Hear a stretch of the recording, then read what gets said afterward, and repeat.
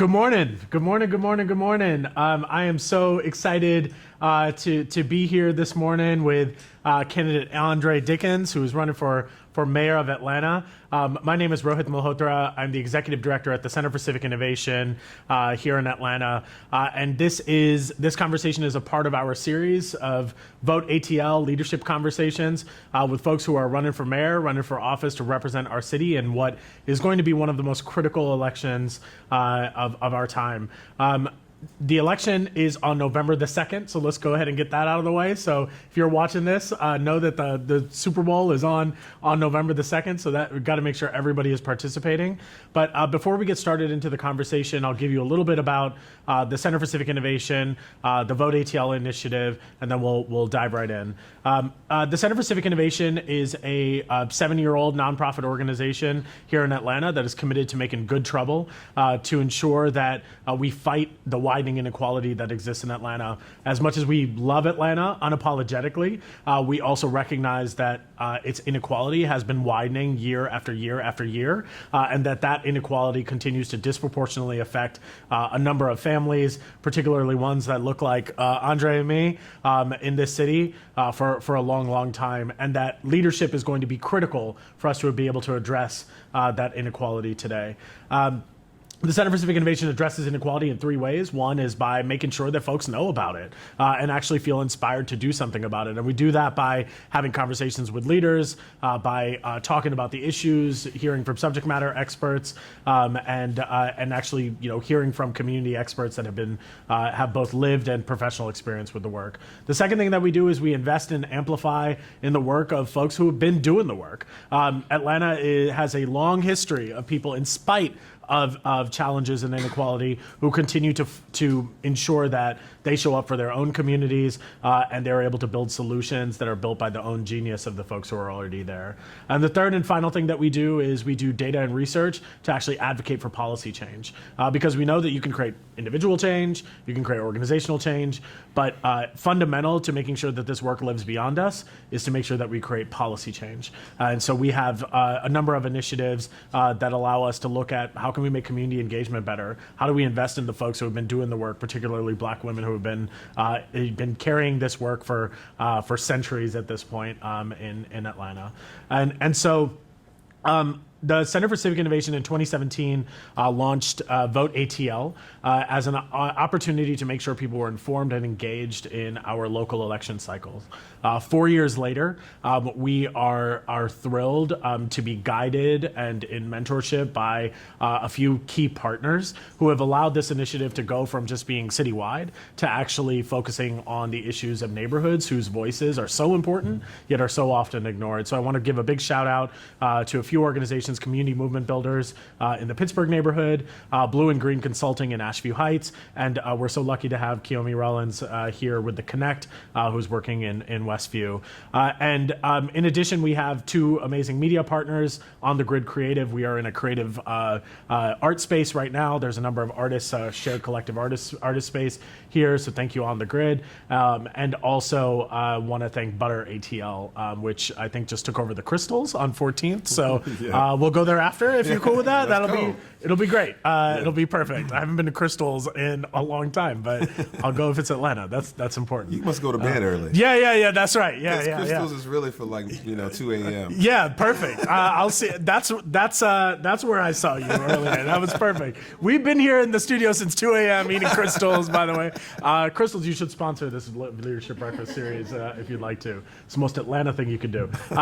So this conversation, we're gonna, for about an hour, we'll be able to have a conversation about your vision and your work, and then we will be taking questions as well. So if you are watching online, you can drop questions in the chat.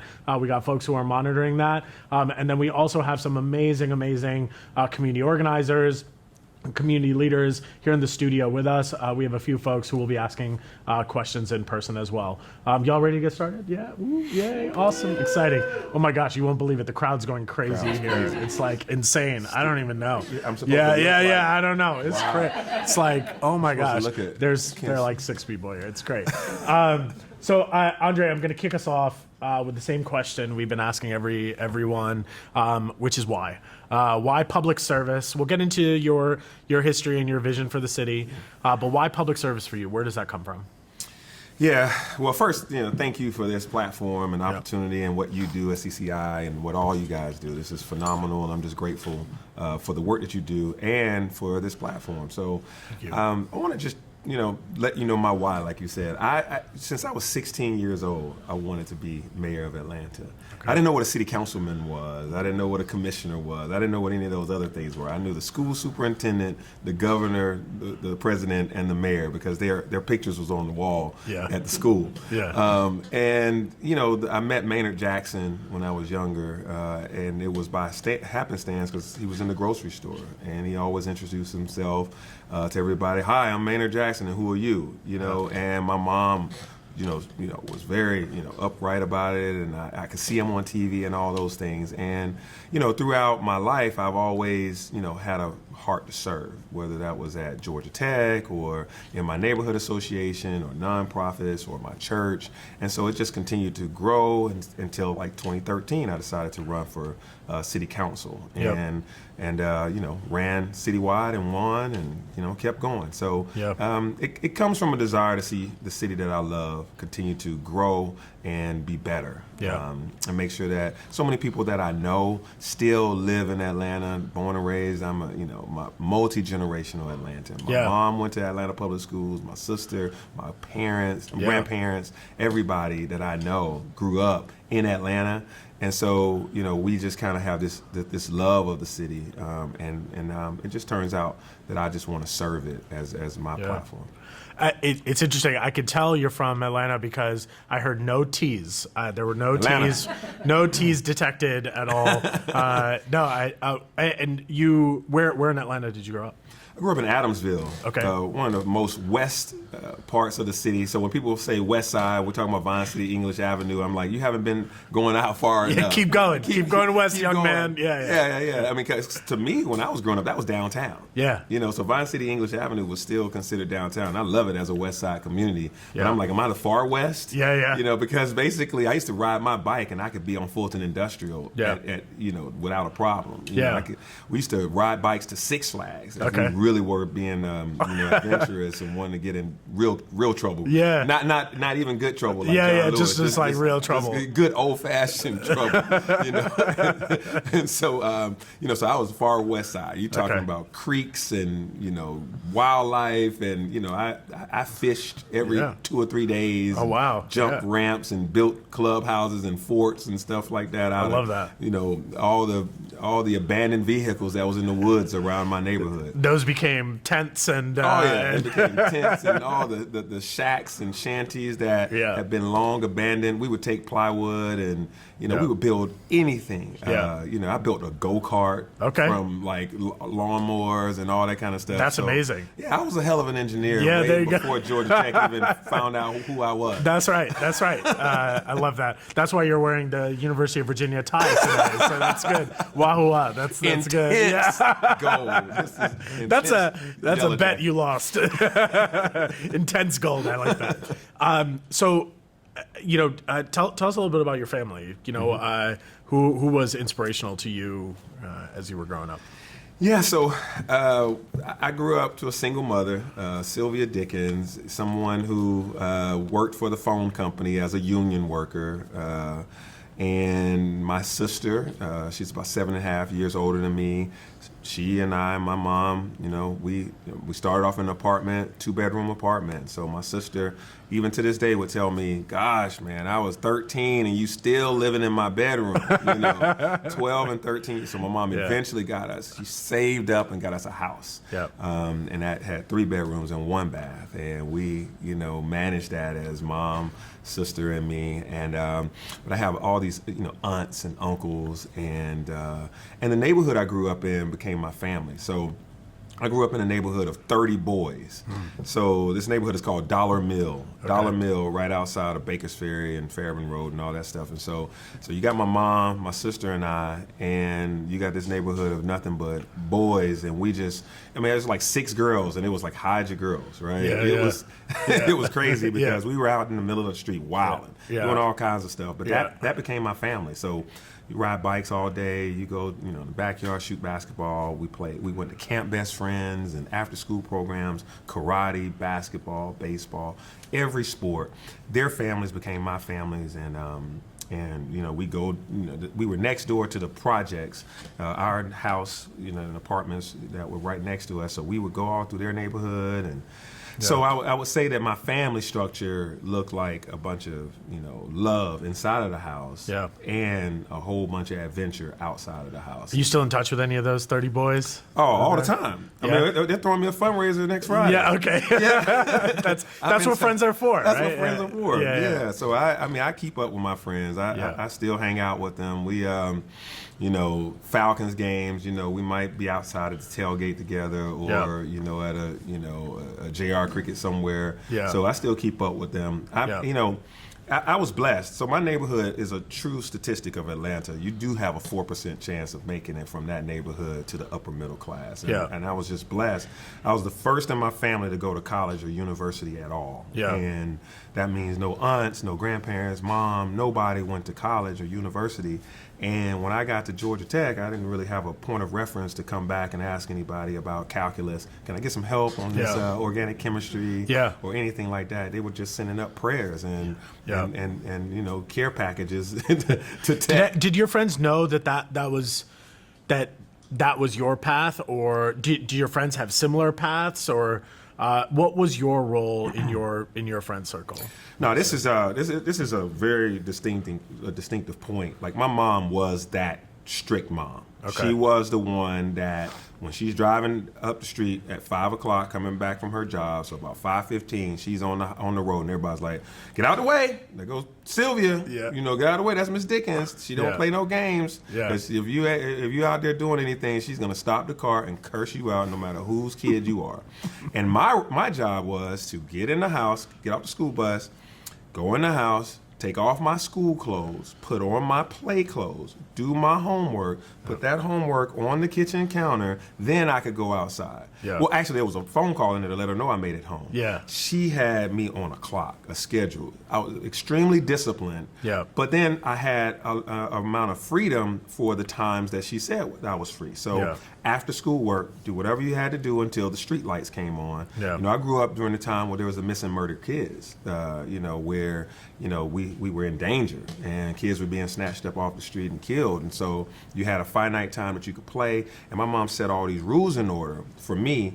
And so everybody in the neighborhood, everybody around me was like, you know what? He can have this fun, but he can't have that fun. So when the weed came out, no, Andre, you can't be a part of that. Yeah. And I'm like, what are you guys doing? Yeah. Cigarettes. What are those spinach? What's the spinach you're putting on? Yeah. When it was time to go, get in some real mischief, when the baseball bats and the brass knuckles come out to go fight guys across the creek in the other neighborhood called Plainville, they were like, not you. And I'm like, I'll be an extra body. I'll be an extra man. An extra man. They was like, no, man. So your friends protected you in a way. Oh, absolutely. They protected me, and it became clear that I was I was in every regimented thing doing excellence in it. So from school to band to baseball. Who gave you the hardest time out of your friend group? Who's that guy? Who would be watching this right now being like, it was me, Andre? Well, adolescents take to the name Dickens. Yeah. It's an interesting name to have as an adolescent. So they all had like their own way of messing with me. Okay. But I'll say a guy that was 1 year younger than me. Yeah. So I was sandwiched between him and his brother. His brother was about 2 years older than me, and he didn't have time for us after a while. He was like, but his younger brother saw me as his guy. So we did everything together. And I was never cool enough for him because he was 1 year younger, so he was doing all the, he had a new freestyle breakdance move. He had a flow. He was rapping, and I had to catch up with him. And all that kind of stuff. So he was always pushing me towards like right now. He'd be like, "Why are you not on TikTok?" To win this election, you got to up your TikTok. I mean, that's how he was. Is he wrong? Why aren't you on TikTok? I watch it. I haven't done one. But you and I today. All right, today we're launching your TikTok. Right, you heard it here. We're launching Andre Dickens' TikTok here. I can't wait. It, man. I can't wait. Someone get that queued up. We're definitely doing that at the end of this. Innovation. I love it. Yeah. Yeah. Now, unfortunately, he and a number of others passed away. So God rest his soul. He passed away in a bad drug deal. I mean, literally got nonetheless, I was in college when he died.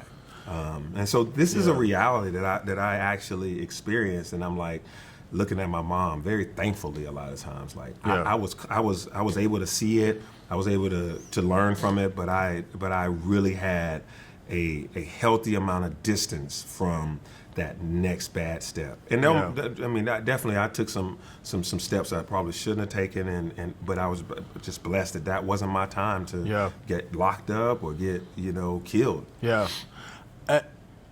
How do you think your friend, if he were with us today, how would he tell people, like what would he tell people about Andre that people don't know? What would he say? Y'all think you know this guy, but you don't really know him. What would he say? He would say, so I've known him just about all of his life. And he and I we went everywhere together. So he would say that I have an endless amount of energy, that whatever he came up with, I would still try to do to make sure that I looked out for him on behalf of his older brother. So I think he would kind of communicate a never-ending quest to venture, to go out and to explore. He and I got our bikes stolen at the same time. We both rode bikes to McDonald's, knowing that we needed bike locks for the McDonald's that we went to. But we were like, leave the tire kind of out so you can see it when you're ordering, because and we were like, as we were ordering, we're like, all right, we waited on our food and we looked and we couldn't see the tire anymore. And we just saw dudes hauling ass down the street on our bikes. We were like, oh man, so we had to walk all the way home. And we knew we were going to get a beating, but we were up for it. And so I think that he would kind of share some history of me being in the thick of things with him. But trying to stay above it so that I could get to the next day. You're a ride or die friend. Oh yeah, I'm a ride or die friend. Unless my mom comes out there. I'm a ride home with my mom so I don't die. That is right. If Sylvia Dickens showed up, I was a ride or die. There you go. I want to touch on one more thing before we get into a couple other policy things. I think that a lot of folks talk about the West Side. They talk about the West Side now. They talk about the West Side, as you said, as a very singular pocket area.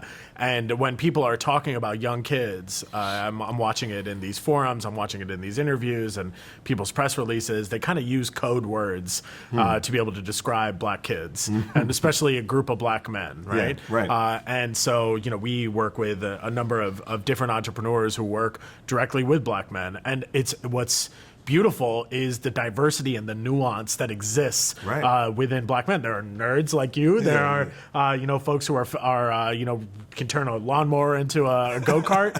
There are folks who like hip hop. There are folks who like country music. There are folks who like trucks. There are folks who like loud cars. There are folks who like bikes. And I think the diversity and the tapestry of that exists is never really displayed in our descriptions of a group of 30 black men, right? Very rarely is that the case. I think folks are are continuing to paint that picture as we talk about, disguising words, whether it's, public safety or crime or thugs or whatever those words are that are used, that I've heard candidates use. How do we change the narrative? Because that's you, right? That's you.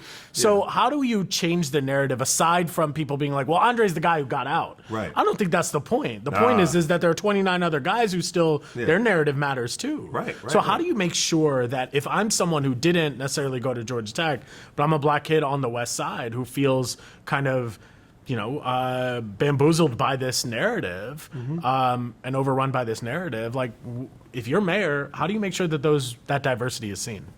Yeah, you got to know people. You got to actually be able to be conversant with folks that are from all walks of life. And if you don't know the other side of the tracks, then clearly I have to know white people in this society. I know people of, various descents. Why don't folks understand my side of the tracks? Right. So out of those 30 boys, a couple did pass away, got into some bad things, but a lot of them just live regular lives. I got a homeboy that drives, tractor trailer, drives trucks and makes more than me, right? And I went to school, it took me 6 years to get out of Georgia Tech. At a certain point, he was driving trucks making more than what I was going to make for a long time, know, and I got another guy that stops by our house every week or so. He drives for Green Limousine, and he didn't go to college, but he drives and makes good money driving people around town in limousine. And he's not up to no good. He's not in trouble. He's just living a great life. And so you have to know the narrative. You have to be able to say that there's not a monolith to any one class or background of people, race of folks. No. So what I see everybody as is useful. How do you get the most optimum value and productivity and contribution out of every citizen? They're here. We're all here. We're all on this planet, and as it relates to Atlanta, we're all in the city of Atlanta. So you matter, and you actually have to contribute to the city. Now, it's for us to be able to help you get to your most productive state. So if you are someone that's capable of using your hands, then I want to see you become this great, be ready for this electric vehicle revolution that we're about to have. So I want you to be a mechanic today, but then I want you to be an electrician tomorrow, because we're going to be driving around in electric vehicles in a little while. I want you to be ready for all these green jobs if you're good with your hands. And if you're not good with your hands, how can I help you be good with your hands? And and if you're good with technology, let's get you in a program that gets you there. So for me, it's all untapped talent. That's just waiting for us to tap into it, whether you're a youth, whether you're an adult, and nobody misses a bus. And a bus is always coming. Maybe it's an hour later, or maybe it's a few years later. But this is what I do when I created programs like my program at Tech Bridge, which I'm sure we'll probably get into later. But I look at things as it's the engineering mind, it's optimization, it's utility rate. And so if you have 500,000 Atlantans, and somebody somewhere has written off, 40,000 of them, 50,000 of them. You literally just made you put a hole in this boat. And you are actually causing, the potential that we're gonna sink. Because you did not, utilize all the assets that you have. And so I believe in that if people start seeing people as vital and as potential contributors. Actually, they are contributors no matter what. Every time they buy soda, every time they buy something, they're paying into our sales taxes, and wherever they pay rent, they're paying into property taxes. But more importantly, how do they add to the vitality of this culture? And the last thing I'll say about that is, there's so many people that's been here their whole lives that we don't look at as part of the culture. But man, so many of these folks are part of the culture. These phrases that we get, Usher didn't come up with Peace Up, A-Town Down. There's like some dude that just like hangs out at Fairfield and Martin Luther King. That's his phrase. He just said it one day, and all of a sudden, look at us. That's right. Shouty, and all these other things that we say, and everybody loves it. I want to come to Atlanta. You know how they talk? They do this. Well, that wasn't a dude in the in a fake Georgia Tech tie. Right. Yeah. That came up with that. More or less, that's some guy that we just didn't know how to cultivate his value into something that we can put on a T-shirt and make him a bunch of money. And hopefully we don't misappropriate his, his or her. The culture is so vital to Atlanta, right? I think you're right that everybody knows Atlanta for its culture, but it's also the one thing that gets almost, we take that, we sell it to, we sell that narrative to the world, and then they move here to take that narrative, and the people who created it get pushed out. Right. So it's kind of like we not only use our culture, but we abuse our culture, where the folks who are these culture creators are actually they are the first to be marketed and the first to be kicked out of the market, right? That's so how do we incorporate our culture as an asset for this city? How do you make sure that those folks are not being misused for what they're creating? If it was standard economy terms, these would be blood diamonds. Yeah. These would be blood diamonds. You're basically taking something that was already earthed and birthed in Atlanta, and you're exporting it and not paying the people that owned the dirt and cultivated the land. So they're blood diamonds. Somebody's coming in, taking it, and selling it without giving value back to the people that cultivated it and created it. And so we have to put an embargo on that, a sanction on that, or something or create an equity tool for that. So, this is why going into communities that are disinvested and showing them and working with them, capitalizing them to be able to live out their dreams and be able to add value or to reap value from their thoughtware and their culture. Some of the conversations that I have with chief, information officers, CTOs, and CEOs is, we went through a lot with Airbnb and Uber in terms of racial profiling and discrimination and stuff like that. I'm not picking up that driver, cancel that trip. I'm not allowing that these people to rent. To be able to rent this facility because her name doesn't seem it's too ethnic or whatever. But let somebody in the communities I grew up with be a part of the design team, be a part of the product development team, then you would have figured that out from the very beginning. We would have had in the product design, in the rollout, in the go-to-market plan. You wouldn't have scraped your knee and had these hiccups if you would have had diverse populations in the design room, in the war room, in the pre-launch meeting. We see this all the time, though. The city says this, right? I see a lot of words and tools and introductions and resolutions and plaques that are given out for, hey, we care about this community's voice. But when it comes to incentives, it often seems that community voice is dependent on it's trickle down benefit, right? So look, we will put investment in XYZ corporation that's coming to town, and then as a part of that, we'll create a package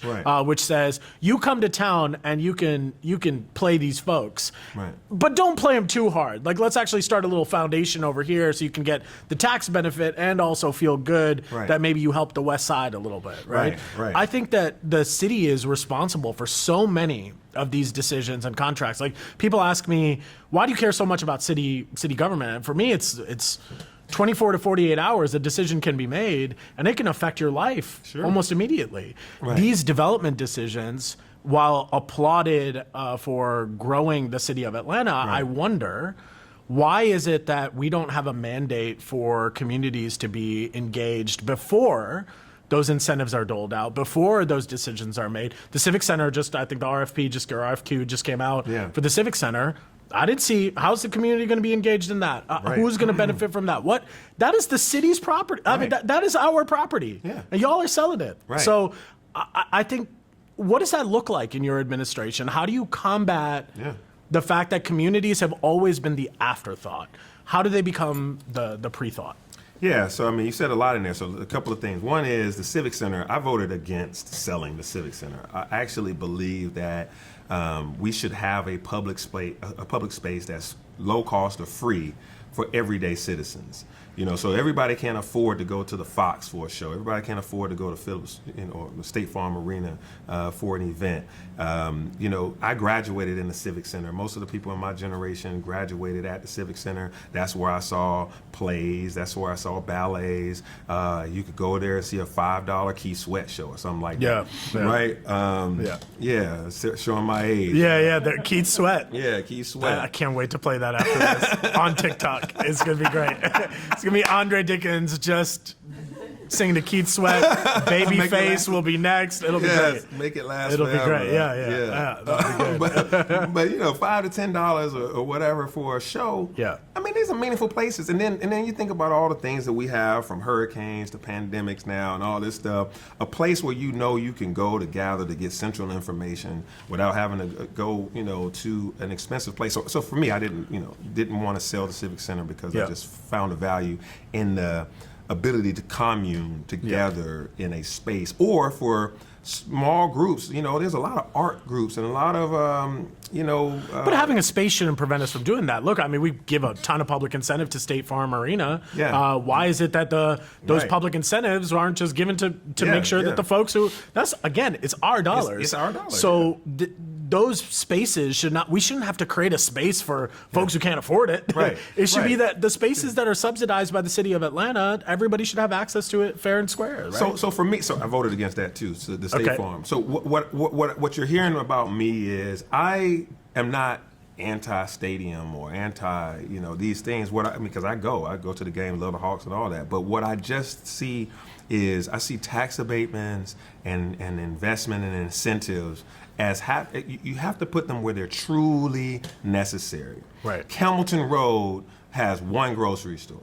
Yeah. Right? And so this long stretch of street still looks like 1974. Yeah. And so if I'm going to put any investment in, when Publix and Kroger and these guys say, I need more incomes in this area before I can put a grocery store there, we just need a little bit more, we don't know if it's gonna work. I wanna incentivize. I'll buy the land as the mayor, we'll do a ground lease, and hey, if we have to, we'll build a box, and you just operate out of the box so that people have healthy food options in these communities. Or we do it as a commune, as a community project. So help me understand how that actually works, because we've been told this narrative before.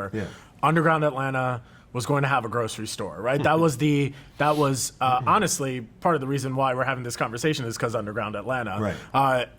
Because for CCI, when we looked at a deal like that, the community was promised a lot. A public usage of public land was going to be used for something very specific. A grocery store was promised in that space. The space was sold out under market to one developer. Today, there's still no grocery store. It's still no underground either. There's no grocery store, no underground. Right, and what would make this different? Like, what would? Well, so I'll tell you the truth of this is to be an honest broker with the community. Okay. So even with the underground, there were set up structures for community engagement. Yeah, by us. by you guys. Yeah. But it has to be that the city actually values it. And Correct. actually the mayors, the office of the mayor, these guys, the Invest Atlanta has to be at the table as equals, as honest brokers, as, you know, trustworthy individuals. That this isn't just check the box. Right. Today, got through round one of hearing, you know, the community, got through round one of Kyle and them, right? And Rohit, and so just checking the box. You have to actually say, here's what we heard, here's how we can improve that, and here's the pathway to making sure that this actually has a community benefits package that works. And so, how do you make CBA's community benefit agreements? How do you make them enforceable? Because I think that. I think whether it was, around when I think it was the Mercedes-Benz Stadium, when you voted against the Mercedes-Benz Stadium, you had initially voted against it, the incentives there. You had cited community benefits agreements in that as being something that you wanted to add in. But these things, I think we're getting to the core. You used the word, so let's talk about the word, is that folks don't trust y'all, right? Like, y'all, I hear it all the time. We promise we're going to do this. We promise we're going to do that. I was such a sucker that I started to believe it around underground Atlanta.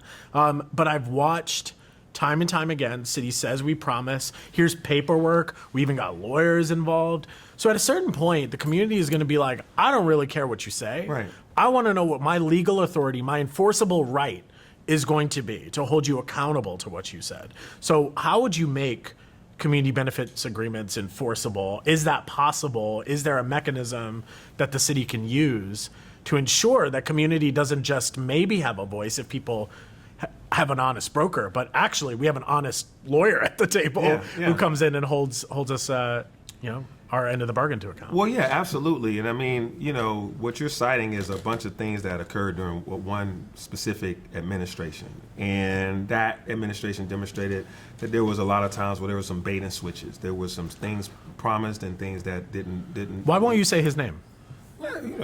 Hey, Kasim Reed. His administration, right? Okay. So, but we have history in Atlanta of being able to get, doing a community benefits agreement. During the Olympics, you look at Summerhill, Peoplestown, those guys get a benefit, which, from the Turner Field days and, the parking lots and those things that they get money out of. So they got that in their agreement. I wasn't, I was in high school when that all came about, but I don't, I think that they were able to sit down at a table, meet with the mayor, meet with the team and say, hey, this is what we want. If there's revenue that's coming into our town, our part of town, if we're going to have to endure people coming to games here, then how do we get value out of that so that we can take care of our community? And now, it doesn't seem like that when you sit down with the neighborhood and you got this history of distrust that has occurred during the top of this decade, during the last decade. Now you got people that you have to earn that trust back. And so that's why even when Microsoft and others have come here, now Microsoft has not asked for any incentives, but you still have to ask them for a community benefits agreement. And so part of the conversation I had with Brad Smith, the president of Microsoft, I said, this sounds great that you guys got a vision for this, for what you're going to do here, but I'm not as interested in how many buildings you're going to build in Atlanta. I want to know how many Atlantans are going to be in your building. Right. I want to know how many Atlantans are going to benefit from you being here, how this community is going to thrive. And so let's train people to have these jobs. I don't want you importing talent from Seattle and San Francisco that's going to just mess up our ecosystem around What did here. Brad say? Brad said, yes, that makes sense to me. Thank you for bringing that up. And he put a guy with me in Tech Bridge, and now we're training people for their workforce. Okay. Hundreds of folks are being trained on jobs that Microsoft is bringing to Atlanta because I required, this is me saying to them, hey, you got to make sure that these folks in these communities are trained to get these jobs. And construction jobs, we need to make sure that you don't build this with some out-of-state, out-of-town developer. So you need to make sure that folks are able to work on this building that live in these communities south of downtown. Yeah. So, you have a lot of votes that we looked at. We looked at, I think, 455 different things that you have either introduced, been a part of since 2013. So you were elected in 2013. Didn't really have, there was a write-in candidate or something in 2017. Right. It was me, by the way. No, I'm just kidding. Yeah. Who's the guy that ran Who's that against guy? By the way, no, it was not me. So 2017, you came in. We are now 4 years later from there. So you got two administrations that you've been under, about 450 different pieces of either ordinances, resolutions that you've been a part of, most of which typically just passed, right? But is there anything that when you look in these two administrations that you've been a part of and the two terms that you've had, that you look back and say, I wish I voted differently?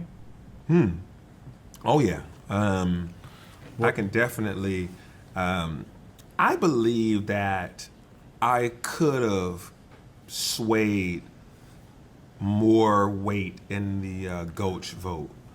I voted against the Gulch as it was laid out. I want that development to happen, but I just didn't think that it had enough incentives for working folks and for affordable housing and to make sure that community benefits were guaranteed. And I just didn't, feel comfortable that it was just one California large firm coming in, to do this. I wanted competition. I felt, how does this happen? So I might have cited 2 or 3 things right there, but that's not insurmountable when you own the land, when you have the value set and you have the vision. So I don't think that Mayor Bottoms or anybody was wrong in wanting to develop the Gulch.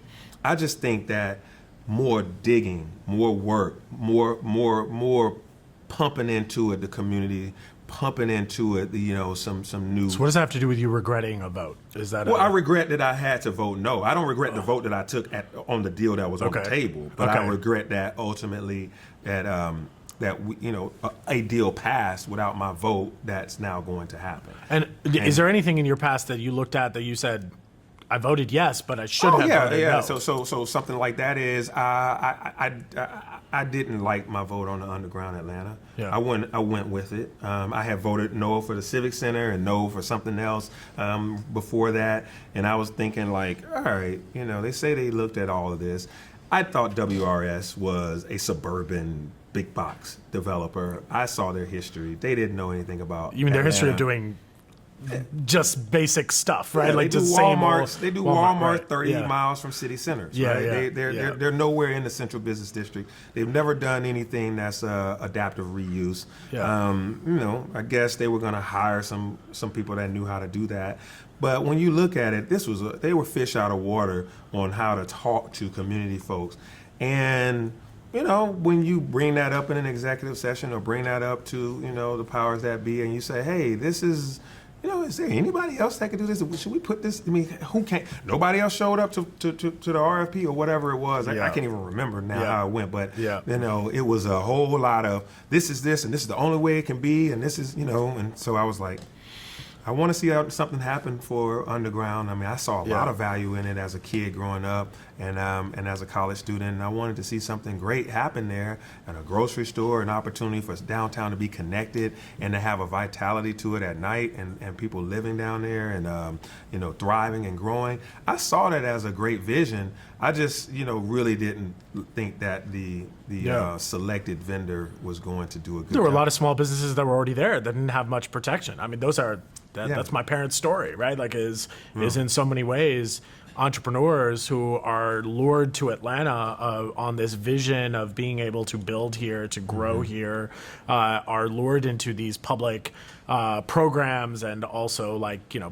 lured onto public property to say, don't worry, we got you, we protect you. And then overnight, we slip it onto, it's just this repetitive cycle of building mistrust. And I want to talk about that vote as just kind of an indication of something else. I think this is where I believe when I talk to my friends about the election as an undecided voter myself, I think this is where people are confused about you, Andre, which is you're so smart, you got the background, you've been in the game, and you have a record of you voted against after they wanted to add more incentives on the North Side Bridge. You said no. Gulch, you said no.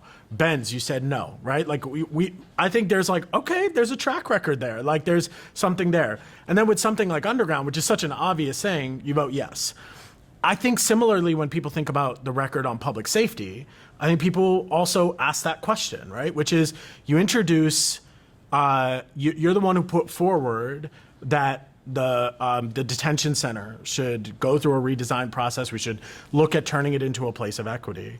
And then the number of text messages I received, the number of conversations that ended up happening after you publicly said that you want to keep ACDC open and work with Fulton County to continue to use it as a jail, I think has a lot of progressive leaders and community leaders being like, I was with you, and now I don't know. Right. So walk me through that, right? Walk me through, so you voted for, or you pushed forward for us to redesign this thing. Right. So why not follow through on what the recommendations were that came out of it, as opposed to kind of saying, actually, I think we should go another way? Yeah, I mean, I'm glad you laid that out in that way because, that may be what folks are thinking. Basically, I have my own backbone. I have my own vision and things. Yes. I communicate well with the community and understand what's really going on. And then, but I'll ask the community, what do you do with new data? What do you do when you get new information? When you get a crime wave, when you get new information that there's a human rights crisis going on at Fulton County, jail. Rice Street is, people are stacked on top of each other in the hallway because they have not been adjudicated. Their cases have not gone on to court. They have not been found guilty or innocent. And so there's, with any statistic, there's likely some innocent men and women that are being detained for far too long in a facility while COVID is happening, that they're now overcrowded. That's not even a city issue, that's a county issue. And the relief valve is sitting right there, which is empty beds at ACDC. A temporary use of ACDC does not mean that I'm changing my proposal of a bill that I sponsored to look at how to redesign this facility for the use of the community, for health, for wellness, for mental health, for homeless support, for women's. I mean, we can look at this, but when you get new data, I can't look at new data and new information and act like I don't see it. Is it new data though? I mean, Fulton County has been, this isn't the first time Fulton County has had problems with being able to deal with the population that they house inside of their, or that they detain inside of their facilities. This is something, I mean, I remember coming back to Atlanta about a decade ago after, leaving for a bit, looking at the Department of Justice and in the federal government coming down on Fulton County for this exact issue. And I believe ACDC was an operable place then, right? So I guess this is not a new issue. This is certainly something the county should address. It's something the state should address, the federal government should address. But it seems odd to take a facility that has already been chosen for repurposing and has gone through a design process the community has weighed in on. I think it's not new data. That is it? Or what is the new data? I think it is new data, and I think that temporary, so we didn't say 500 beds for eternity. This was 6 months. I mean, we've been having this conversation now for 6 months or more. So it's not as though there was going to be a redesign of ACDC during COVID and that we were going to all of a sudden start having this, we were going to knock down walls or whatever it was inside of our city jail. All these things take time, as you can see from everything from Civic Center to underground. Yeah. It takes time to do deals and to move things around. But right now, I mean, I can't ignore that during a pandemic, there's a bunch of people that are stacked on top of each other that we have to do something about. And so whatever that is, if I'm looking at an empty facility or near empty facility with a great kitchen and great opportunity, and we can program it a certain way, it could be just for youth or 17, it could be just for women, it could be for however we program those 500 beds to bring them over to ACDC for a temporary period of time does not change who I am as the person who decided that it was time to write a bill that says, let's look at, making a change to ACDC to revamp it or to repurpose Well, I think the fear is that it's 6 months will turn to 12 months, which will turn into 18 months, which will turn into 24. I mean, I think this is how we know, this is how it goes, right? Which is you start there. Of course, if we start housing folks immediately, then we're going to say, well, we can't just throw them out, right? Like we can't just take them back to the county. Right. But now what you got is, sorry to interrupt. No, this is serious. Yeah. Now they're going to go to Cobb County. Okay. So my nephew or my brother is accused of a crime that he or she that he may not have actually committed. Yeah. And he's in jail, not near where we live. He's now in jail in Cobb County or wherever, Patrick Labatt decided to broker the deal, because we wouldn't broker the deal here. Okay. So that's another burden, another trip, another distance for me to get to where there's limited transportation options to get there, et cetera, et cetera. So now the county is still dealing with this overcrowding in one way or another. They're not dealing with it in downtown Atlanta where you can get off at Garnett Station and meet your, and visit your friend or family member. You're doing it now on hopefully CCT or something. So I guess I'm expressing that decisions are gonna be made and input is being taken in, and we're not making one decision doesn't overthrow another decision. We didn't say abolish the law that we passed, which was to look at repurposing ACDC, but yet we still have a property with beds that, there was an opportunity to be able to use it for beds for overcrowding situation. Why didn't we do that? If it was such an emergency, just why didn't we do that for the decade that has passed where there has been overcrowding? Why is it just being introduced now? We keep saying that there's some new wave, but when you introduced that you wanted to repurpose it, Fulton County still had an overcrowding issue. It wasn't at that 500 time. and it wasn't during COVID.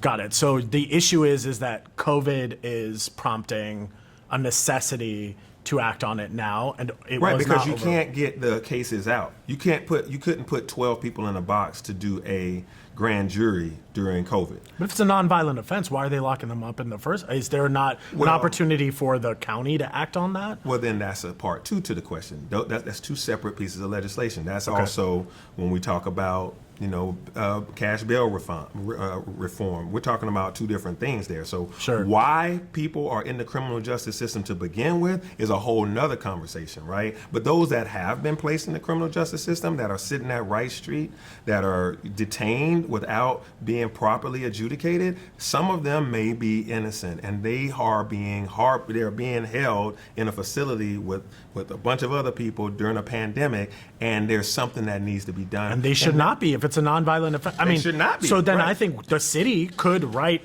just as sternly, the negotiation, right, could happen. I'm sure we could talk to Rob Pitts or Commissioner or Sheriff Labatt to say, look, the core problem of why you got overcrowding is you got a bunch of folks locked up that are nonviolent offenders. Right. If a dude had or someone had a little bit of weed on them, and you locked them up in here, and we don't know whether they are innocent or guilty or whatever, during COVID, what I've seen other places do is just not lock people up. Right. It's odd to me that the alternative to not locking people up is let's just lock them up somewhere else. If the point is to solve for, I'm just trying to understand because you're in the thick of it, right? Mm-hmm. I'm an outside observer who cares deeply about these issues, but for me, I'm like, all right, so we move them to the city of Atlanta, then what, right?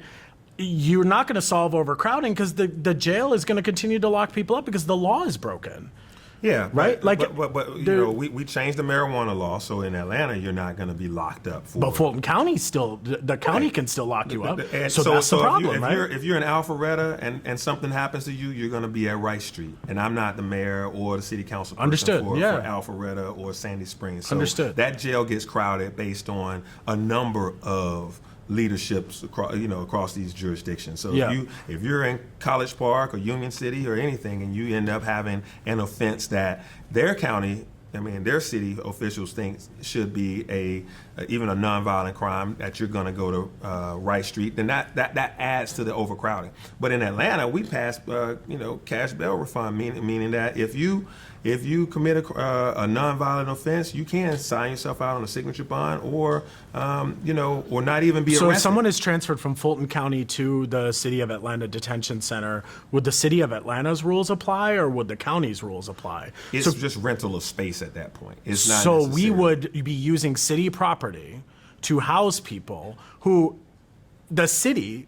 is considering that we would not be putting well, in that's there, why we right? said that you program it for the people that's coming to ACDC to be people that we choose to be the program of folks. So maybe that's so we're going to select people from the Fulton County who we're allowing to be because we in need there. 500 beds. I mean, we have 500 people that we would take. So you could say we just only want to take supermax offenders. We could take just the most violent, accused, people, or we could take just women, or we could take, so you could program it to what you want to take. Has that negotiation happened? Do we know what those parameters are? Well, there was. That was part of the negotiation, but now it's a moot point because they're going to. From last I saw a couple of weeks back, was that they're going to solve this issue by making a deal with Cobb County.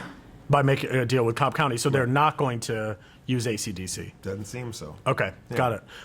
Let's move to Cop City. You voted to table the deal to build a police training facility that has had controversy on all ends. When I haven't seen much conversation. I haven't seen much happen publicly. Like maybe things have happened behind the scenes. Would love to know that. But September 7th, I believe, is going to be the vote on that. You're going to vote yes or no? Well, we're still having conversations about it. So I do want to make a couple of things clear. So it's easy to call it Cop City. Actually, firefighters train there too.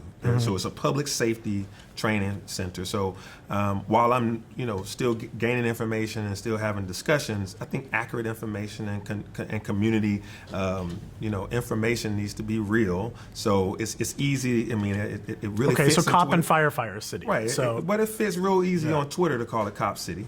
But this is where firefighters train, and to learn how to to drive a big old ladder truck, you need some space and not Kroger parking lots to be able to learn how to move those things around and put out fires and do bomb, all these other kind of things that we need to be able to do for public safety training.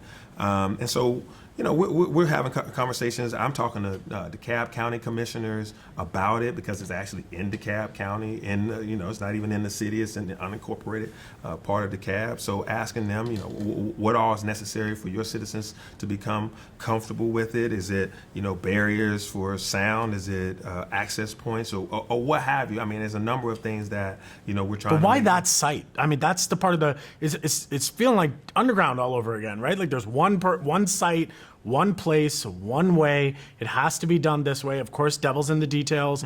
But like, why is it that we have not explored other sites? Why is it if there's that much? I mean, you have the council member who's in that district, or at least adjacent enough to that district, saying my folks don't want it, right? There's folks are saying, I don't want it. I don't want it. I don't want it. There's a plan of how to turn it into sustainable usage. Like, if people are saying they don't want it, why not find another venue? I think there's a number of things that people are always going to say they don't want. Okay. Right? So there's always a District 1 through 12 that everybody's going to say, I don't want that. Whatever that is, there's a number of things that people say they don't want that the city and that the community ultimately needs to be able to satisfy what we have to do as a society. And so District 1 or District 12 or District whatever saying they don't want it doesn't necessarily mean we can't ultimately make it happen.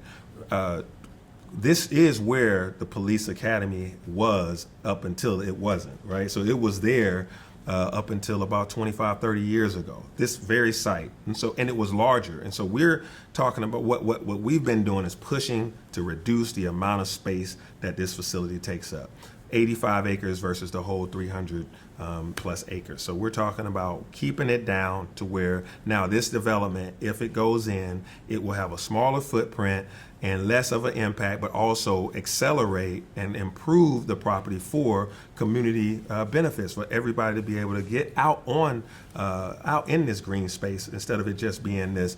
I mean, right now you go out there and the footings and the basements and everything from the former police and fire training facilities is still right there with overgrowth all in it. So it's not being used right now as a useful green space. This is returning it back to what the goal was 25 years ago when it closed down so that we could renovate it and come back.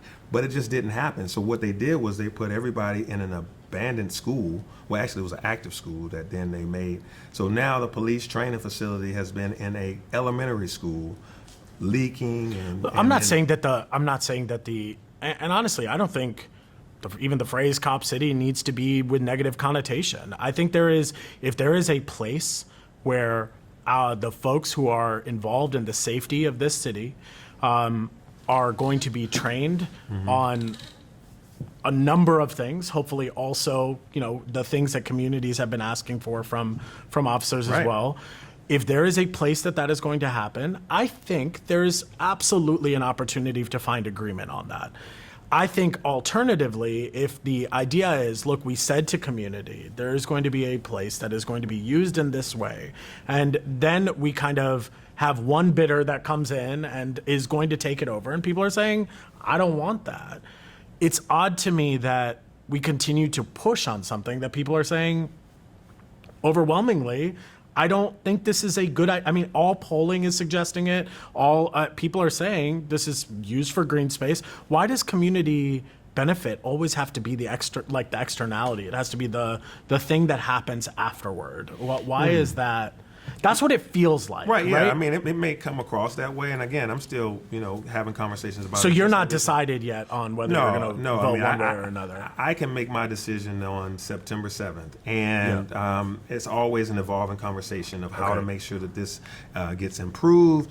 They actually looked at other sites, and we've talked about these other sites. And so I don't necessarily know if everybody that says that, oh, no, we're not anti police officers and firefighters being trained on how to, do the things that we want them to be trained on in terms of community-based policing and being, overcoming implicit bias and having a great relationship between community and officers, et cetera. We want those things. We want them to be retrained. That was the whole movement: new training, new ways to look at, how to work with the community and not profiling and all these other stuff. Well, in order to do that and to attract officers of a certain caliber that want to work in the city of Atlanta to get this great training, you're going to need a facility that actually, represents the city. We do everything. Every institution that we have, we want great elementary schools, high schools. We want Atlanta Technical College. Every college and institution and school, we want it to be great and a great place for people to learn and want to go to. Same thing for our public safety. So wherever we put it, we want it to be nice, and we want it to be something that's inviting for the community as well as those people that. I just wish we would have this type of conversation when we're talking. I mean, we're so concerned about this facility. I don't feel that this level of conversation exists when we're talking about community spaces. I think that was the whole purpose of talking about it as a green space, was we want the community to have something nice. We want it to be something that is representative of the city of Atlanta, that we can be proud of. It's just, I don't think it needs to be people versus the police, because I don't think that that's what it is. I think it's people feeling something was promised, and as usual, it is a reversal of the language that was used. I think that seems to be right. Yeah. Yeah. I mean, I definitely get that, and I'm weighing that, but I'm also weighing, how do you get what everybody wants, this green space out there that's actually put together in a way that's useful to the community and cohesive. I don't see a formula for anybody that's saying that they want that to get it without, there's a huge infusion of cash that's about to come from, a benevolent donation to be able to do this, and that it accelerates the time frame to get it in 2 years. That's wild, man. 10, 12 years. You know how that just made me feel on the inside. Right. Benevolent. That's Atlanta. Right. That's the Atlanta way, clearly, right? So or tax dollars can go to us. Well, I'm just saying, at the end of the day, this is what people have decided. Why even show up? Why even participate in this process? Because if a benevolent donor comes in and says, I want this to happen, the city bends over backwards and says, absolutely, we have to, let's move. But the donor didn't pick the spot. I get that the donor didn't pick the spot. There clearly has been a odd diligence process. I'm not even pushing one way or another. I'm just saying this process sucks. Yeah. I'm saying this is unfair. This is why people do not trust the local governments, why it's so difficult to get people to participate, because they're like, all it takes is for one person with money to come in, and we can sway an entire timeline for a city on something. But when it comes to our people, when it comes to our small businesses, when it comes to the folks who are hurting, it feels like we have to wait generations for the city to actually pay attention to what's going on there. There just seems to be a disproportionate prioritization to those folks who have capital in this city. Well, I don't disagree with that, but I also think that we're making this a binary situation, whereas though this is one deal, and it's not just one donor or what have you. It's several, but at the same time, this is what we want. We want to develop this green space. We want to make it nice. We want to make it right. Understood. And so this is one portion of it, 85 acres versus the whole almost 400 acres that it could be. Could actually become something that we all enjoy. Yeah. But at the same time, I do want to push back on that.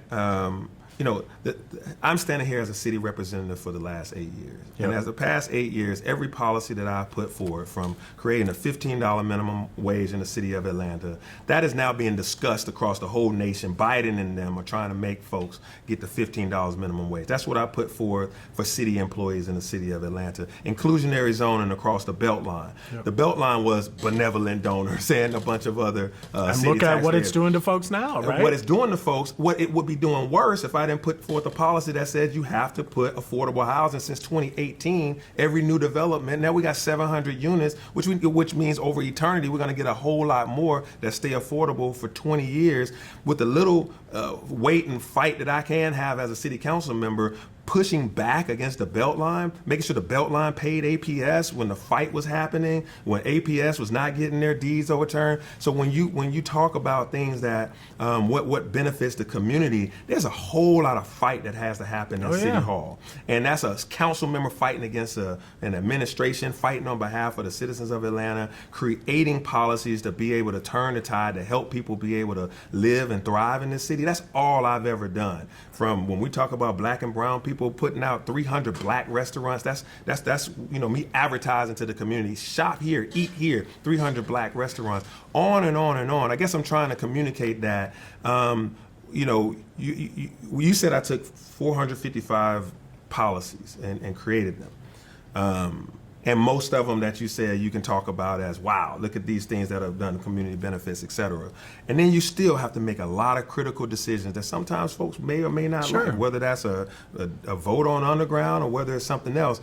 But I tell you, when you sit in the mayor's seat, there's a whole level of opportunity that you have to be able to demonstrate what I've done on city council on a grander level, with the support of a whole 8,500 member staff of the citizens of the city employees of Atlanta at your disposal to be able to carry out what you know is to be the right thing, which is to have balanced economic growth in the city, opportunities for everybody to thrive and to live in the city of Atlanta.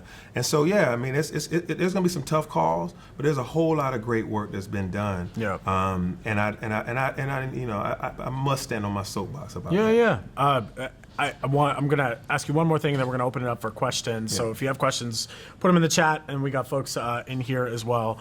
A part of your role is going to be to ensure that neighborhoods are heard. So you got neighborhood folks that are going to be interested in making sure that their voice is heard. But then you also got statewide. You're going to have a relationship with the governor. You're going to have a relationship with the county. And we've seen when those relationships are not good, what happens. We've seen when those relationships are in cahoots, what happens. I want to know, how will neighborhood planning units play a role in your administration? How will that change or not change? What will the role of neighborhood planning units be? And then what will your relationship be like with the governor and the county commissioner? That would be helpful, and then we'll open up for questions. Neighborhood planning units will always have a role in my administration. I grew up as a neighborhood, when I say grew up, I started as a neighborhood vice president, then a neighborhood president, and an MPU rep. I find tremendous value in the MPU system. Of course, it needs some tweaks and massages from when Maynard Jackson created this process for communities to have a voice in the city with these 25 MPUs. I've created the Community Leadership Institute, which is a way for the last 5 years, I created this way for each NPU to go through training to be able to affect change in their communities. They learn the ways of city council. They learn how the government works. That's an institute I put together, and every year 25 people go and get their stamp and their badge from each NPU on how to do. We should have some council members go through that. I think that would be good. Yeah. Well, I went through it the first time because I created it, and we put the Carl Vinson Institute of UGA there. It's funded in the city budget for communities to learn how to do government and how to interact with government and understand what it is that we actually do and what they can do. And so this is me being a part of this community information and engagement and exchange. And as mayor, I will intensify that stuff, because I really don't think that, I think that right now we are at a tipping point in the city where the trust in government is fractured. And in order to restore that trust, you have to have mechanisms like the NPU system that is just as strong as the community will allow it to be. It could be as very boisterous and have a tremendous amount of input, so that we then have to hear from the community, that you can't shut them out. As city council, we hear from community during public comment, but as the mayor, you don't have to hear from the community. There's an inbox, they put it in, and you may get, you may read 3 or 4 letters. But I think NPUs having a voice is so important, and I want to keep that and continue that. I know the work that you guys are doing to make it better. I'm definitely interested in that work. I've sent people to you guys that have asked me about that. How do we make the NPU system better? Go talk to Rohit. He knows. Well, a lot of it is we're going to come back and be like, the city's got to do it. The mayor's got to do it. The y'all got to prioritize it. Yeah. That's what the findings show us, right? Is that it's just not a priority system. Right. As in, like, I think people use it as a checkbox when it's convenient, but when they don't want to use, there's a reason why its functions are one way or another, and that also cuts on geographic lines where which NPUs are thriving with lunch buffets versus other ones that are hoping for a space that has AC. Like, Right. So I think that the NPU system has been ignored in a lot of ways. Somewhat, depending on your council member. I mean, me, I talk to NPUs, talk to them and go to them all the time. But then, as you mentioned about the state, the city is a creature of the state. All cities in the state of Georgia we do have to respond to and respect and have communications with the state. Where we agree, we should work hard on those agreements. When it's talking about jobs and apprenticeships, that's me all day. That's what I want to do, is put every Atlantan to work in a quality career. So yes, I think the state and us having worked together on those things. But where we disagree, like voter suppression, where we disagree, like, CDC recommendations regarding this COVID-19, you got to go to the governor and say, hey, I disagree with you on this. Let's have a conversation. Before I go broad with this, before I go blast you on MSNBC or any other station, I want you to know that my people are hurting because of this decision. Do you think Mayor Bottoms didn't do that?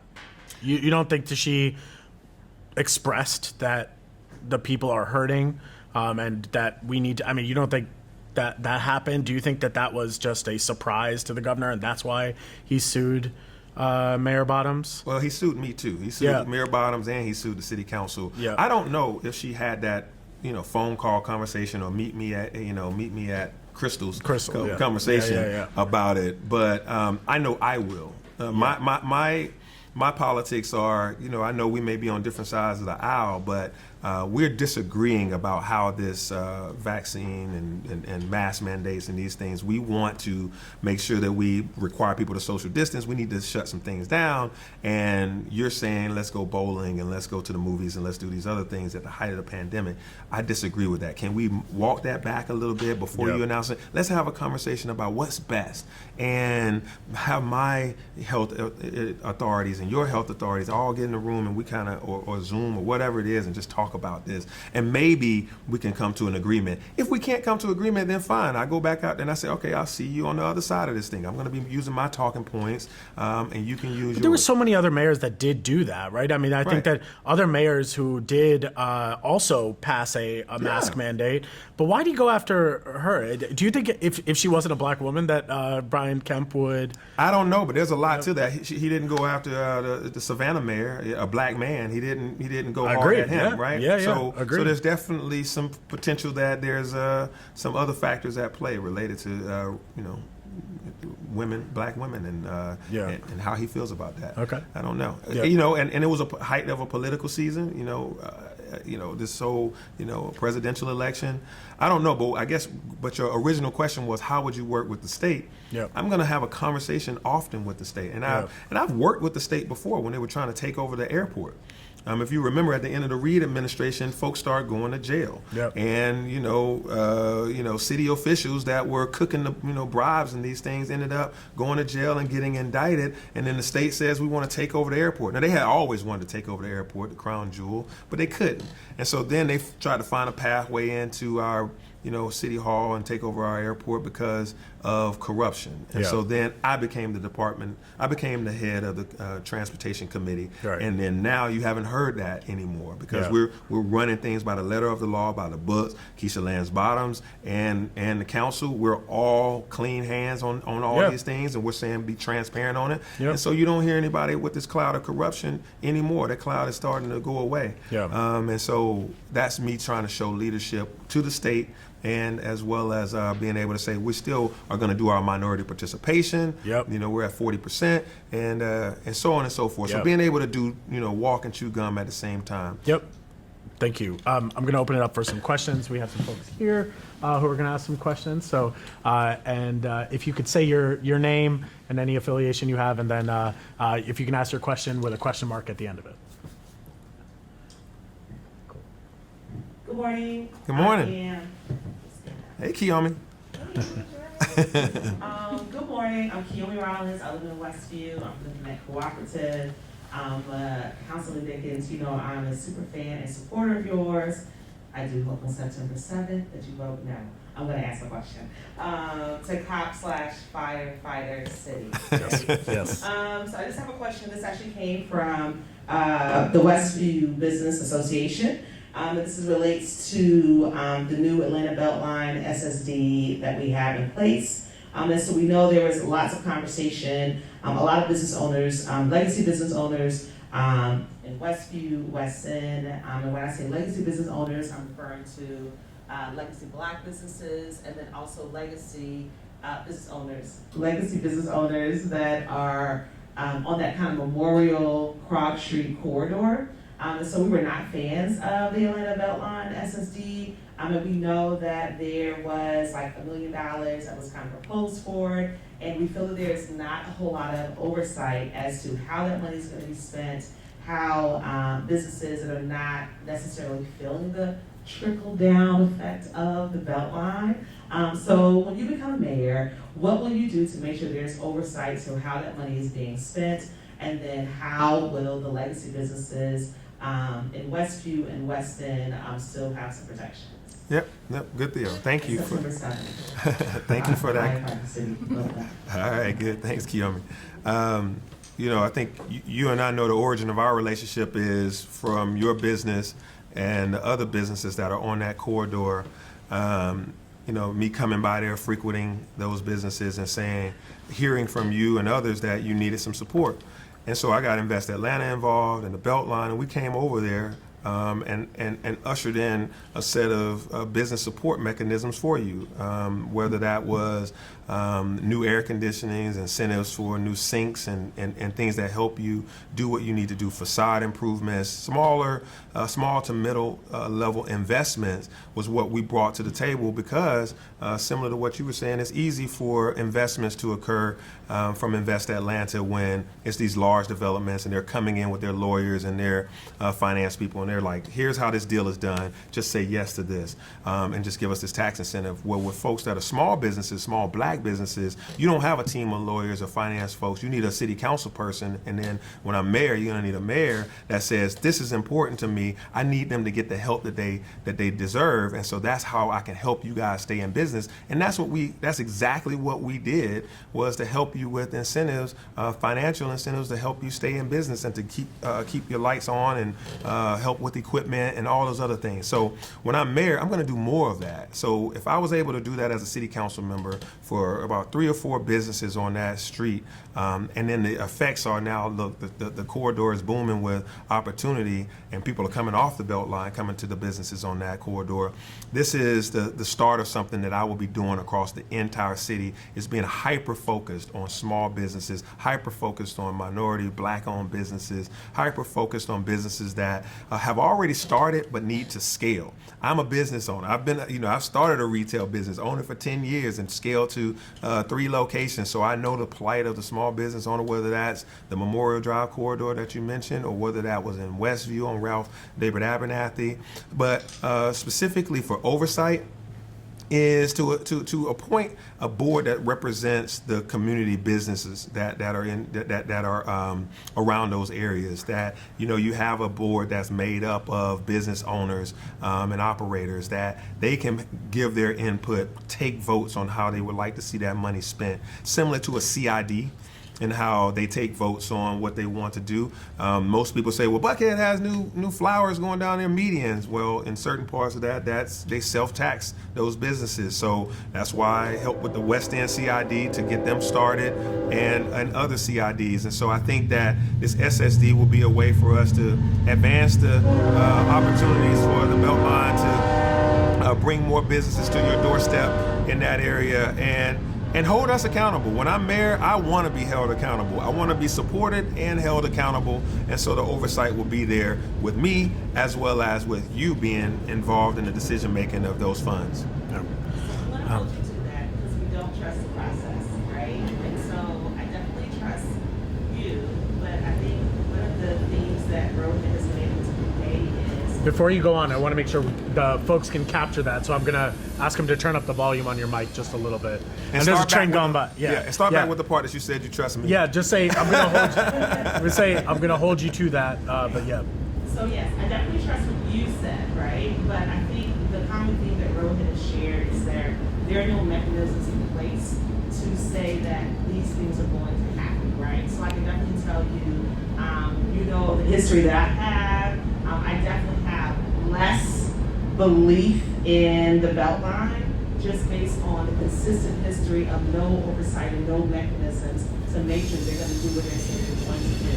So I think that is an area that, of course, in this moment in the space, you may not be able to answer completely, but that is why, as a lot of small businesses, we did support that. And it's hard for us to believe that there is going to be some oversight. We don't see how it's going to benefit us as small businesses. Gotcha. Yep. I'm going to take a question that came in online. Incredible entrepreneur and community organizer and just leader, Zara Labanza, who runs Blue and Green Consulting in Asheview Heights, is behind Red Bike and Green. It wants to know your thoughts on rent control, whether there's an opportunity to implement citywide policy dealing with folks who may have the inability to afford, to buy housing, and the trickle-down effects of displacement itself. Yeah, that's a fantastic question. Again, working folks can't afford to live in the city of Atlanta. The cost of housing has gone up since 2010. The cost of housing has gone up 50%. 50%. So if you lived in 2010, your rent or your mortgage is now 50% more than it was in 2010. But the salaries of working folks have only gone up by 10%. So at a certain point, everybody is about to be cost burdened. Everybody. That's disturbing to me. That hurts me. And I saw it happening as I came onto council. And I remember communicating to communities saying, we need more affordable housing. And there were neighborhoods on the west side of town and south side of town that I adore that were saying, we don't need any more affordable housing. And I was saying, no, you do. They were like, no, we got too much Section 8. We got too much, all this stuff. I don't want any more affordable housing. And I was like, listen, a few rising and setting of the sun. Everything that's affordable today may not be affordable tomorrow. Yeah. Just know that train is coming. Yeah. As the train goes by. There you go. Train going by. So we have to find a way to make people be able to understand that. Now it's clear. Now on the ballot in 2017 was, affordable housing. Now in 2021, it's still affordable housing. And that's why I passed so many laws about affordable housing, specific to rent control. All I wanted to do was come in and make rent control. But my good Georgia State, economic development and planning masters told me that the state of Georgia prohibits rent control. It's expressed in state law since 1984. No city, jurisdiction, or county can set a rent control policy. The state does that. The state of Georgia, our red state, says we don't want rent control. So we have to take that up with the state capitol, and I am taking it up, and I will take it up boisterously as mayor. But a workaround with that was why I created inclusionary zoning.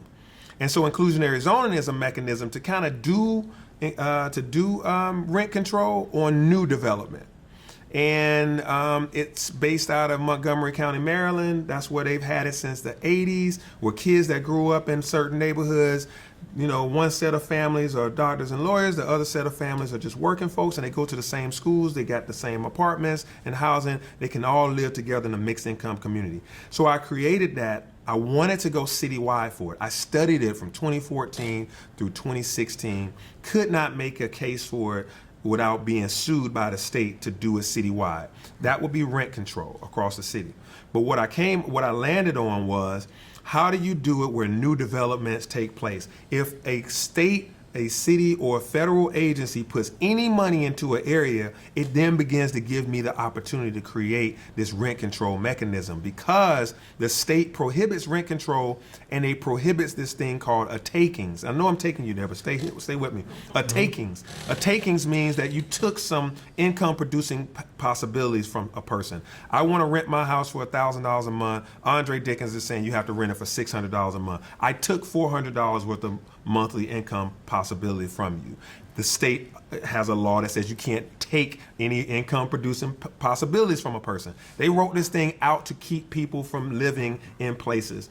So I created the inclusionary zoning policy around the Beltline, because I said the Beltline is $1 billion of people's money, and the benefit has to come back in the form of affordable housing. And so that policy passed at the end of 2017, went into effect in 2018, and now ever since then, every new development on the Beltline has to set aside properties for affordability, which is great. Then now with the West Side Park, the big quarry park, all around there, that was $300 million worth of public dollars. So now we can get $300 million worth of incentives back for affordability. So that's where Proctor Creek and West Side Park has a policy around it. All new apartments and new developments are going to have affordability. But I want to go citywide with it, and that's a fight with the state. And so as his question is, you're going to have me fighting for rent control. We need to be able to make sure that we don't turn into San Francisco, where people can't live in the city that they work. I want to have incentives to be able to do that, and it's important to me. It's vital to me. So I want to go citywide with my inclusionary zoning policy, and I want to go deeper in affordability. Last thing I'll say, I'm taking a lot of time with this because affordable housing is central to who I am and what this is. So when I created this policy, it was for 60% and 80% AMI. The area median income at that time was $65,000. So 60% of $65,000 is about $39,000. If you make $39,000, we got an apartment for you. Well, now that's 60% of $85,000. The median income across the region of Atlanta has grown by $20,000 in just about 7-8 years. So now 85 for some folks. Yeah, for some folks. Obviously, in aggregate, it's an aggregate, and yeah. The way that HUD does this number is the area median income. That includes Sandy Springs, Marietta, Atlanta, and so that thing is flawed because a whole bunch of people are still working a $8, $9. When you have you have the widest gap. You have the widest gap. So then, yes, the number moved up to 85%. So 60% AMI of $85,000 is still like $50-some thousand. Right. So that's where the rent is going to be set at that $50,000 level. We need to drop that now down to 30 to 50% of the area median income. So the policy I created, I need to improve upon it with new data, as we talked about earlier. New data means to make improvement. Yeah. I like to make but stuff we've already known is a problem, right? It's new data for old problems. Well, so, when you got $60,000 as the area median income and you make a policy, you're like, hey, we got this licked at 60% AMI. Yeah. Now a whole nother externality comes in where people are making a whole lot more money, except for the people that we actually are trying to make this policy that we for. created the policy so we need to make it, data-driven decisions. So now I'm going to come back and fix it. We fix things after we and then as mayor, I'm going to fix it quicker. There you go. I like that. There you go. Let's take another question from the audience. Fallon, did you have a question? Or no? Okay. Was there anyone else? We're good over here? Okay, great. We'll take another one from online. We have Walasia Wilson, and apologies if Walasia. Thank you. Since we're not in person, I have someone else who's correcting me. Thank you very much. Walisha Wilson is asking the question about the young men and women who are selling water talking about what a potential paid entrepreneurship program would look like to do it the quote unquote right and safe way. And this person said that they stress that it needs to be paid because a stipend or promise of investment in their business is the way to get them out of poverty. I do want to shout out Casey Venning and the work that that she is doing with helping empower youth. So just want to put that out there. There are some folks who are working on this, but want to get a sense of what you would do as mayor, as this has been expressed as a polarizing problem. This is central. You and I talked about this earlier. How people see black males, how people see us is disturbing. And when a black male is standing on a corner, he's a threat, and what he's doing is a problem. I don't think that we should stifle young men that learn how to make $200 a day. Yeah. Selling water, something that's essential. I think we have to harness that and cultivate it so that they want to get a real estate license at 18 and start selling real estate. They want to get an insurance license and start selling insurance. This entrepreneurial spirit is what I had growing up. I used to belong to an organization called SWABO, Southwest Atlanta Youth Business Organization. SWABO? Yeah. That was your name. That was your freestyle name. Yeah. TikTok. That's going to be our handle. Swaybo. Swaybo. Keith Sweat. Swaybo. Man, hey man, Swaybo. Yeah.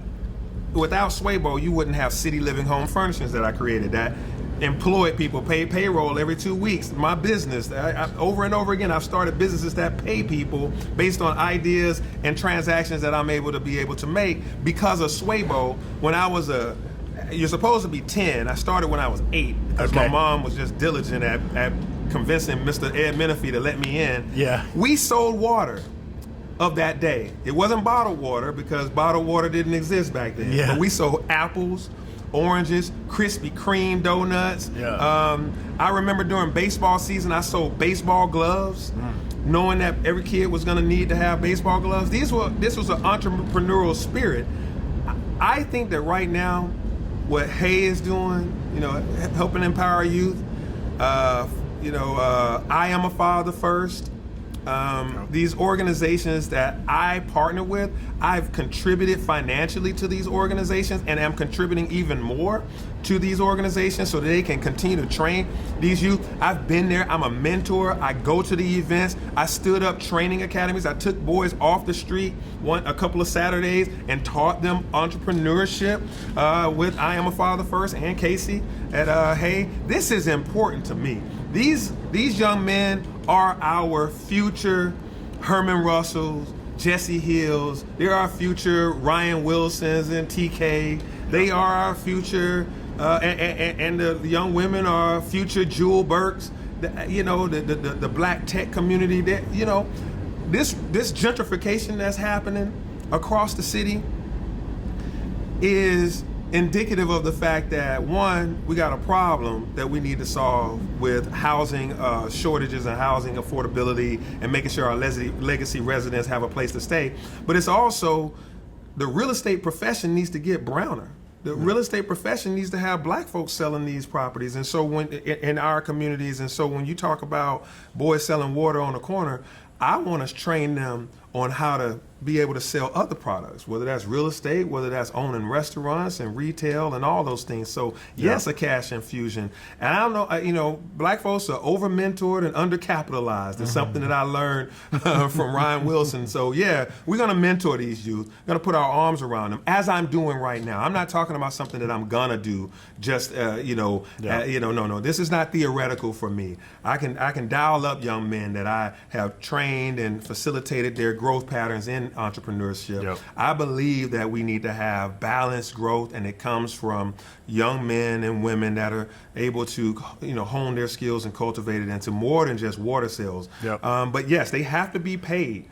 And I believe also, the last thing I'll say is there used to be a Mayor's Youth Summer Program, and Mayor Bottoms has continued in that, and Mayor Franklin started it, and COVID caused some challenges to be able to do that. But every teen should have a summer job, a summer internship, or in some sort of training, and we can fund that with the business community and with city funds. And so, I think that we should have a bona fide program for the water boys. These are the 20 corners that you can stand on. You go through a 5-hour training program, learning profit and loss, customer service. You get a Georgia Tech yellow or an orange shirt that identifies you. Yeah. We come up with a cashless mechanism. Yeah.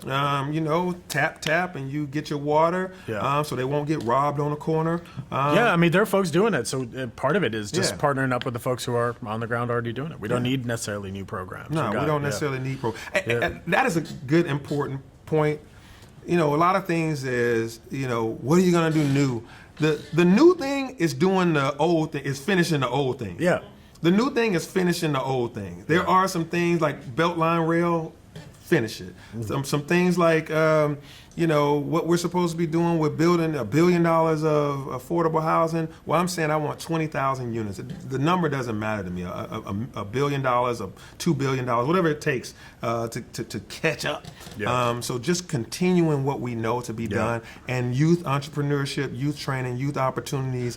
That is a public safety platform. We have 2 or 3 more questions, and then we'll close out. I have a question from Jennifer Brooks, who's saying, do you have a strategy in mind to hold DCP, the Department of City Planning, and ATL DOT, the Department of Transportation, accountable to what the community is saying? It seems like they need help with data collection and analysis, and also doing community engagement. This person who is from downtown is saying that equity and beloved are not really happening in my neighborhood. Yeah, I get to talk to Jennifer Brooks every 2 weeks as she calls into the Transportation Committee. So thanks for tuning in today. Jennifer is. She's actually right behind here. I know. Come on.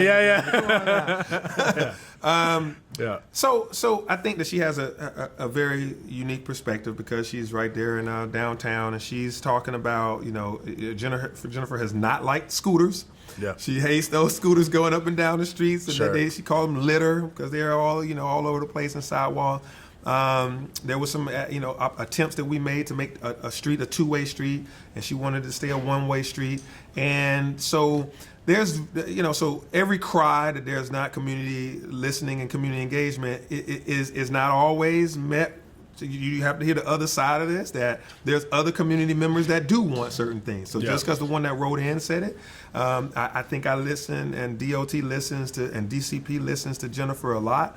But there's a lot of other people that say we do want a 2-way street because that used to be, these 1-way streets were just a way for people to get into town in the morning so they can go to their job and get out of town as quick as they can, to get into the game and then go right back out as quick as they can. Well, in order for us to have a downtown that actually thrives and has businesses and walkability, you need some 2-way streets so that people aren't just, it's not just about getting Alpharetta folks into their Peachtree Tower and get them out of town without ever having to see folks and be with folks and buy a sandwich and contribute to our culture. So some of this is, we've heard the community, but some people want it the way it was, or old, stay stuck in certain old ways. We are making downtown 2-way streets, just like we did Midtown, so that people can, When you get information from 2 people with opposing views on something, or seemingly opposing views on something, how do you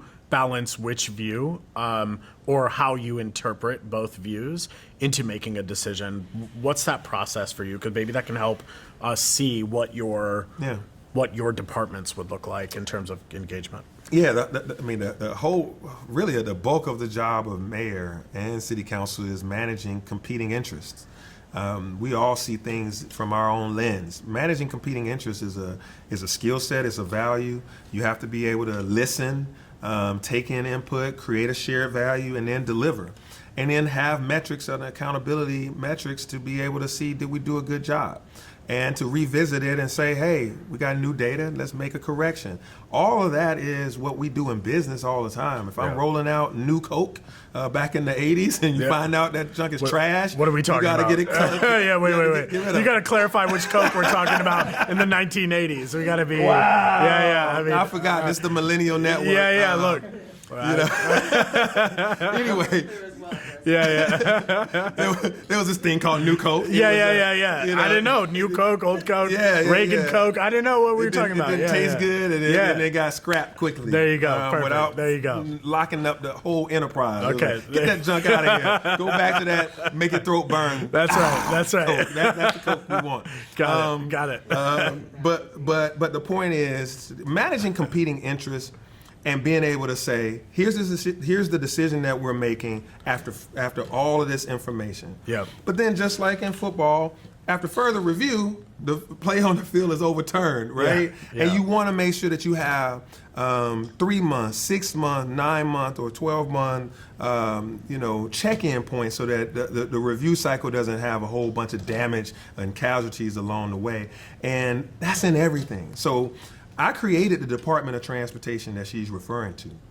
The city of Atlanta did not have a Department of Transportation until I created it in 2018. And then it became law and it stood up in the end of 2019. We're primarily a pandemic function, the Department of Transportation, plus give or take a few months. Yep. So now getting up to, having enough staff, just getting up to stand up the organization so that you can have community-based listening sessions and ears to be able to be out there. So right now, the primary mechanism is you call the city council meetings to let us hear, and Department of Transportation people are listening. But now we got staff to be able to go out and have listening and have more community information sessions and community engagement.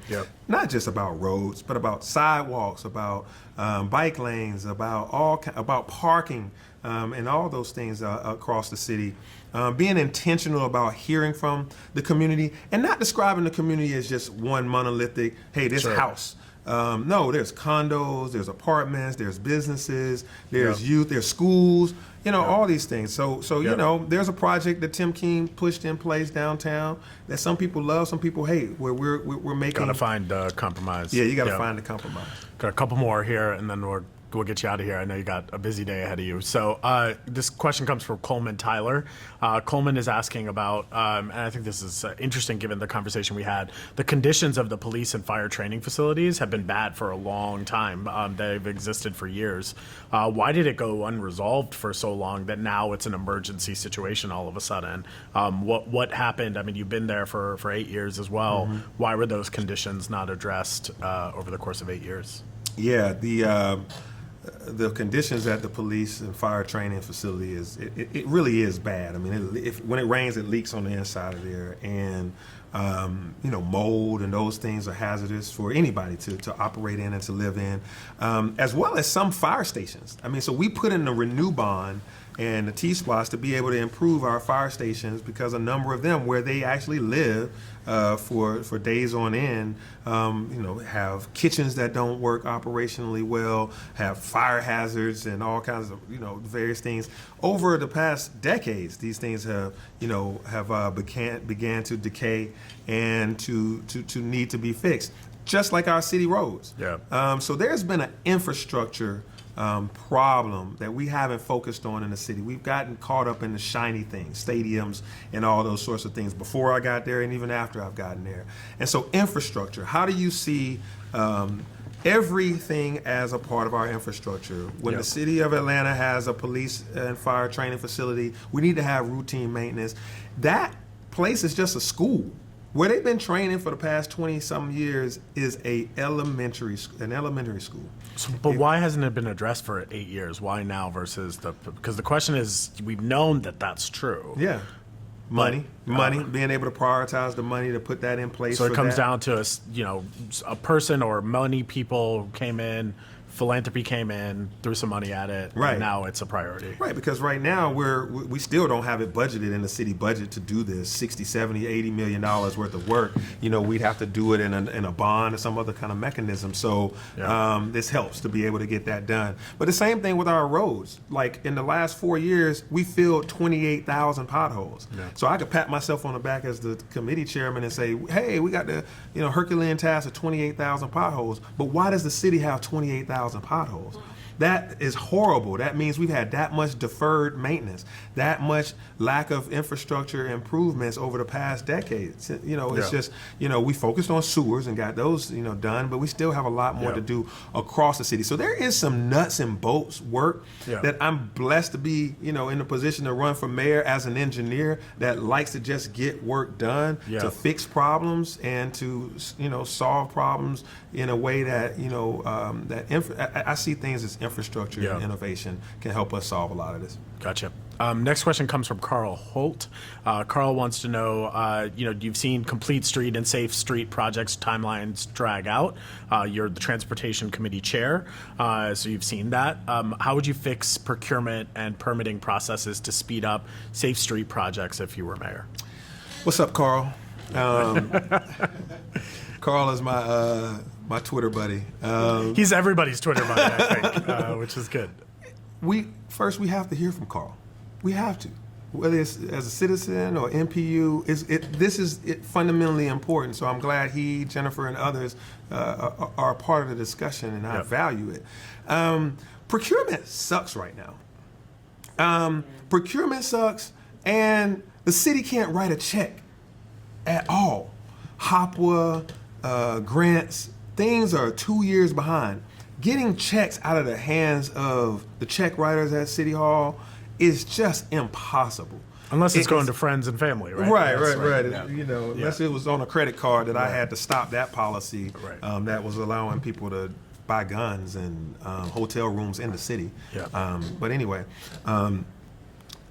fixing things like that as a city council member, like fixing this procurement and credit card policy, trying to make sure that procurement gets streamlined, but we have to make sure we remember that there was a whole lot of corruption and a cloud of corruption that we had to put all these checks and balances and mechanisms in place, like an independent procurement review officer. We have these ethics review. We have 2 and 3 checks and balances. So when we want to pave Cascade Road, we've designed it. We've bought the right of way. When I say pave, we want to do a complete street to add bike lanes and to all that stuff, and like the Cab Avenue, community engagement sessions, all these things. And the money's sitting right here in a Renew T-Splot. But you cannot actually get through procurement in less than 18 months in the city of Atlanta. Cobb County right now gets through a procurement in 4 months. They get 5 or 6 bidders. People want to bid there because, you know, for one reason or another, bidding here, you know, 5, 6 years ago meant that you had to go see a friend about a thing, right? You know, sometimes. And only one bidder would come in. One bidder bid on DeKalb Avenue. One bidder.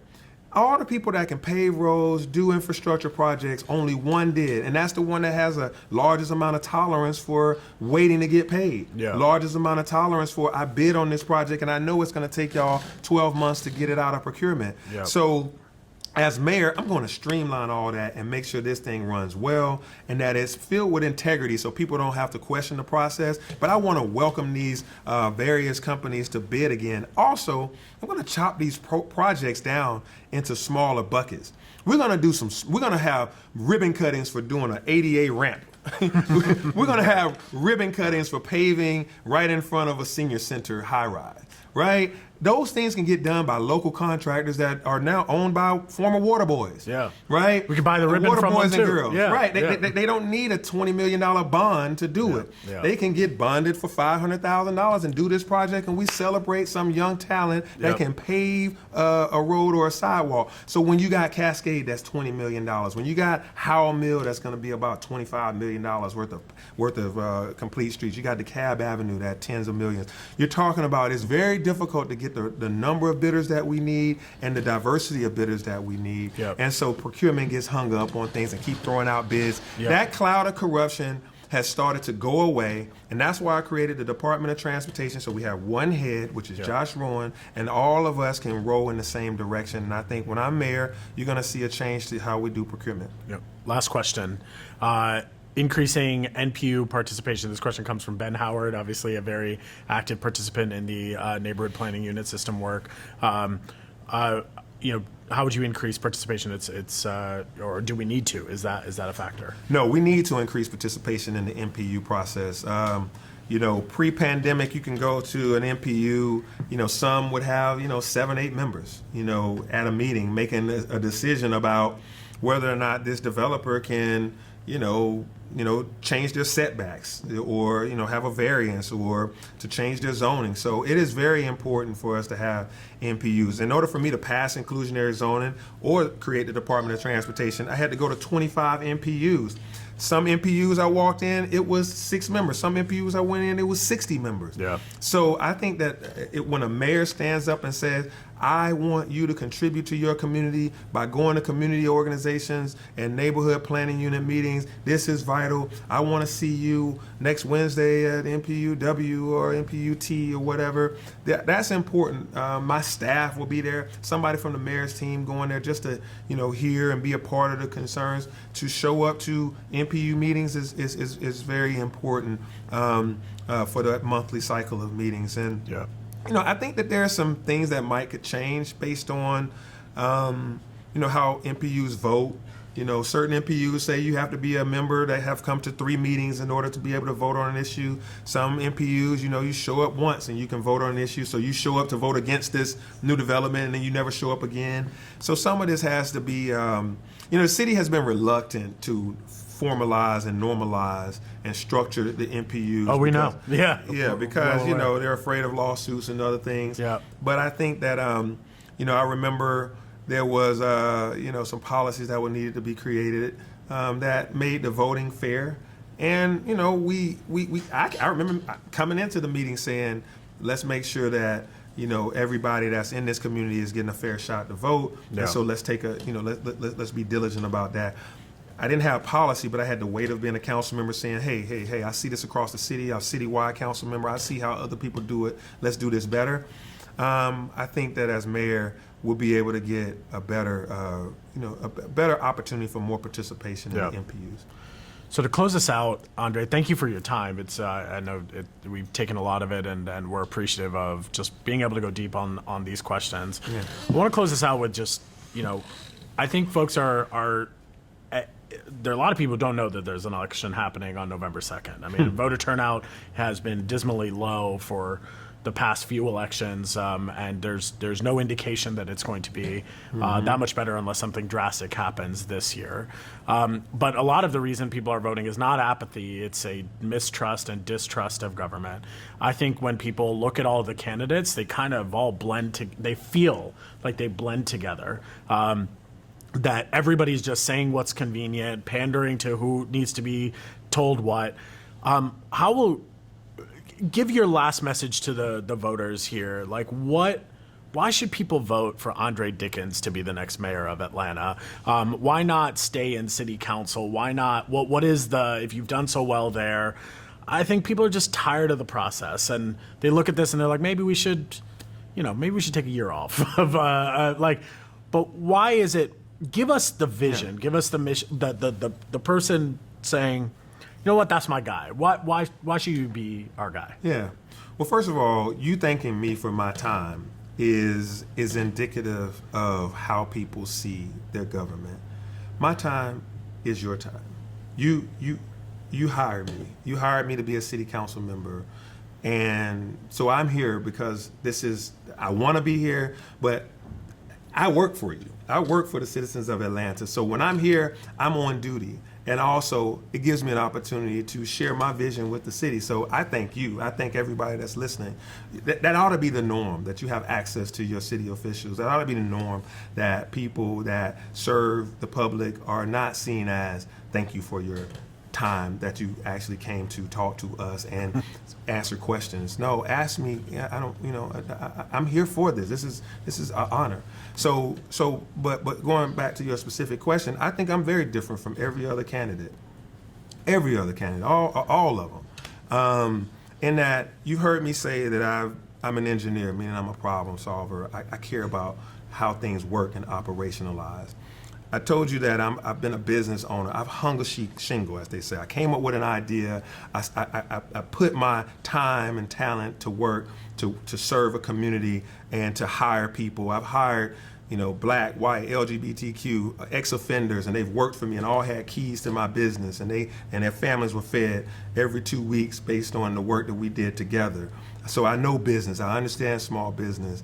I'm a nonprofit leader. I created a pathway from poverty to prosperity at TechBridge for hundreds of people. I trained them to get IT certifications for free. I created this program that exists right now to help have balanced growth in this city so that people that are in multi-generational poverty now have a pathway to actually prosper in this city, making $70,000 a year after just 4 months. I'm a dad of a 16-year-old daughter. That's a credential. You got to be capable, very capable to manage a daughter driving around Atlanta going to work. I'm a deacon of a church. I'm also a city council member for the past 8 years, filled with integrity, no scandal, showing up to meetings, working hard. And so I guess what I've described is that I have a full set of experiences that have prepared me to be mayor, a full set of data points and entry points into what you're thinking and how you want to see your government. I love Atlanta. I'm made in Atlanta and made for Atlanta. This is not just me wanting to be mayor so that I can be king. I have an occupation. I can go back to it. I can keep going on a different track, but this is out of love. This is what love looks like when you are when everything about me is about serving this city. So love ought to look like something, is what my pastor would say, and love for me looks like hard work and infinite service, and being on the hot seat or the cold seat, or just being in a seat, being very available and attentive and ready for action. So I don't see anybody else that's this made for now and the future. This election is about the soul of Atlanta. Are we going to be able to keep intact legacy residents and put them on a pathway to a great quality of life, and also hear from all walks of this community? Or are we going to go back to a day where all we do is listen to the same few people that make a bunch of decisions about how this city operates? No. It's time for a new inclusive type of leadership, one that doesn't draw lines, but I draw circles of inclusivity. I'm born and raised in Atlanta, APS, Georgia Tech, Georgia State. If you put it out there, I'm going for it in Atlanta, and this is my time to try to make Atlanta better with this type of government that I'll run. Where can people learn more about you? You can learn more about me at andreforatlanta.com, and on social media, Andre for Atlanta on all platforms. You can watch a bunch of debates and forums and hear about me. Yeah. You can ask a friend. I'm sure friends have opinions about how I've communicated to you and share it with you. But I'm hopeful that my body of work speaks for itself. We'll also start looking at some videos of Keith Sweat concerts from the 90s. We'll find, where's Andre? There he is. Yo, I was at the 1999 Outkast and Lauryn Hill concert. Yeah? At the Fox. Take me back. That's Take me amazing. back right there. No, it's Lauryn Hill. She was not on time. Yeah. She's on Lauryn Hill's time. The world is on Lauryn Hill's time. Lauryn Hill does not need to be on our time. She has earned that. So, Andre, I am so grateful to everyone watching. Thank you for the time that you have taken to really learn about the folks who are running for office. You can watch all of these videos. You can go to voteatl.org to learn more about the candidates. We got fact sheets. We got anything you need to know, dates, things that you can share with your friends, videos, all the above that you can learn. We have an upcoming breakfast next Wednesday as well. We'll be meeting with another candidate, and then we got one after that, and then one after that, and then one after that. So every Wednesday you can tune in to hear these. We also will very soon be announcing that we'll also be doing an interview with candidates for city council president. So stay tuned for that. Again, want to thank the Connect. I want to thank Community Movement Builders and Blue and Green Consulting for their partnership and the real work that's happening on the ground inside a community. So please support them and the work that they are doing. And if you want to learn more, go to voteatl.org. We will see you next week. You need to vote on November the 2nd. November the 2nd. Mark your calendar. Please be there. Vote early if you can. November 2nd. There you go. He just stole that from someone on the corner, apparently. Yeah, that's my TikTok. Yeah. yeah. There you go. November 2nd. Peace up, A-Town down. There you go. I love it. Thank you, Andre. I appreciate you. Yep. Cool. Awesome.